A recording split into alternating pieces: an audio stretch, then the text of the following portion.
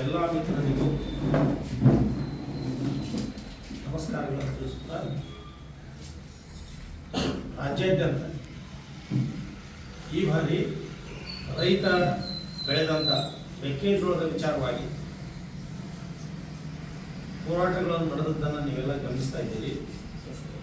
ಅದರಲ್ಲಿಯೂ ವಿಶೇಷವಾಗಿ ಲಕ್ಷ್ಮೇಶ್ವರದಲ್ಲಿ ಈ ಹೋರಾಟ ಅತಿಯಾದ ರಂಗು ಮತ್ತು ಕಾವನ್ನು ತೆಗೆದುಕೊಂಡದ್ದನ್ನು ಇಲ್ಲಿವರೆಗೂ ನೀವು ಗಮನಿಸಿದ್ದೀರಿ. ಈ ವಿಚಾರವಾಗಿ ಹೋರಾಡಿರತಕ್ಕಂತಹ ಎಲ್ಲ ಹೋರಾಟಗಾರರಿಗೂ ಇಲ್ಲಿ ನಾನು ರೈತರ ಪರವಾಗಿ ವಂದನೆಗಳನ್ನು ತಿಳಿಸಲಿಕ್ಕೆ ಇಚ್ಛಿಸ್ತೇನೆ. ಆದರೆ ಸರ್ಕಾರ ಈ ಹೋರಾಟಗಾರರನ್ನು 3-4 ಆದೇಶಗಳನ್ನು ಹೊರಡಿಸಿ ದಿಕ್ಕು ತಪ್ಪಿಸುವಂತ ಪ್ರಯತ್ನವನ್ನ ಸರ್ಕಾರ ಮಾಡಿತು. ಇನ್ನೂ ರೈತರಿಗೆ ಸ್ಪಷ್ಟತೆ ಇಲ್ಲ. ಆ ಸ್ಪಷ್ಟತೆ ಆಗಬೇಕು. ಏನು ಉಗ್ರವಾದ ಹೋರಾಟ ಇಲ್ಲಿ ನಡೀತೋ ಆ ಉಗ್ರವಾದ ಹೋರಾಟಕ್ಕೆ ದಿನನಿತ್ಯ ಒಂದೊಂದು ಹೇಳಿಕೆಗಳನ್ನು ಕೊಡ್ತಾ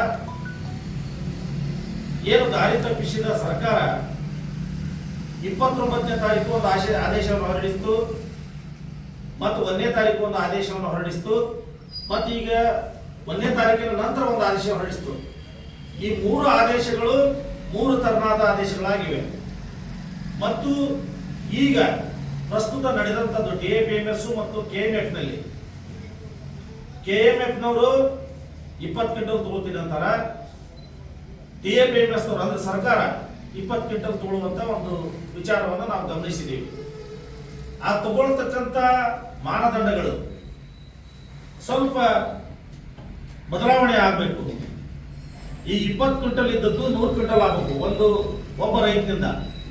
ಯಾಕಂದ್ರೆ ಸರಾಸರಿ 4-5 ಎಕರೆ ಒಬ್ಬ ರೈತನಿದ್ರೂ ಸರಾಸರಿ 25ರಿಂದ 30 ಕ್ವಿಂಟಲ್ ಇವತ್ತು ಹಿಡಿದು ಬಂದಿದೆ ಮೆಕ್ಕೆಜೋಳ. 100 ಕ್ವಿಂಟಲ್ ತಗೊಳ್ಳೋದ್ರಿಂದ ಆ ರೈತಗೆ ಅನುಕೂಲ ಆಗುತ್ತೆ. ಎರಡನೇದು 20 ಕ್ವಿಂಟಲ್ ತಗೊಳ್ಳೋದ್ರಿಂದ ಈ 20 ಕ್ವಿಂಟಲ್ FID ಮಾಡಕ್ ಬಂದಾಗ ನಾನು ಹೆಸರು ಬೆಳೆಯನ್ನ ಬಿತ್ತಿದಾಗ FID ಆಗಿರ್ತೈತಿ. ಪ್ರಕೃತಿಯ ಒಳಗೆ ಚಿಗರಿಯೋ ದನಕರುಗಳು ಮತ್ತೆ ಯಾವುದೋ ಕಾರಣದಿಂದ ಬೀಜದ ತೊಂದರೆಯಿಂದನೋ ಆ ಬೆಳೆ ಫೇಲ್ ಆಗಿ ನಾನು ಗೋವಿನ ಜೋಳವನ್ನು ಹಾಕಿರ್ತೀನಿ. FID ಒಳಗೆ ಗೋವಿನ ಜೋಳ ಅಂತ ಇದ್ರೆ ಮಾತ್ರ ಅವರು ಪರಿಗಣನೆ ತಗೊಳ್ಳುವುದನ್ನ ಸಡಿಲಿಸಬೇಕು.